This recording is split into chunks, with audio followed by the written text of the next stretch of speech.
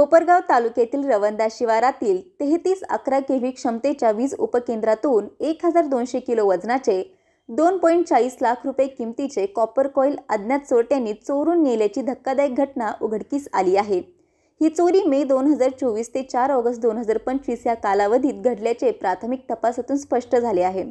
या प्रकरणी महावितरण कंपनीत कोपरगाव ग्रामीण उपविभागात कनिष्ठ अभियंता म्हणून कार्यरत असलेले योगेश आत्माराम सोनवणे वय 42 राहणार भामानगर कोपरगाव यांनी कोपरगाव तालुका पोलीस ठाण्यात तक्रार दाखल केली। त्यांच्या तक्रारीवरून अज्ञात चोरट्यांविरुद्ध भारतीय न्याय संहिता 2023 मधील कलम 305 ई अंतर्गत गुन्हा नोंदवण्यात आला आहे। घटनेची माहिती पोलिसांना 5 ऑगस्ट 2025 रोजी दुपारी मिळाली। त्यानंतर कोपरगाव तालुका पोलीस ठाण्याचे निरीक्षक संदीप कोळी यांच्या मार्गदर्शनाखाली पोलीस कॉन्स्टेबल संदीप बोटे यांनी तपास सुरू केला। सध्या चोरट्यांचा शोध सुरू असून कोपरगाव तालुका पोलीस चौकशी करत आहेत। वीज वितरण व्यवस्थेच्या सुरक्षेच्या दृष्टीने ही एक गंभीर घटना मानली जात असून अशा प्रकारांमुळे ग्रामीण भागातील वीज सेवेवर परिणाम होण्याची शक्यता व्यक्त केली जात आहे।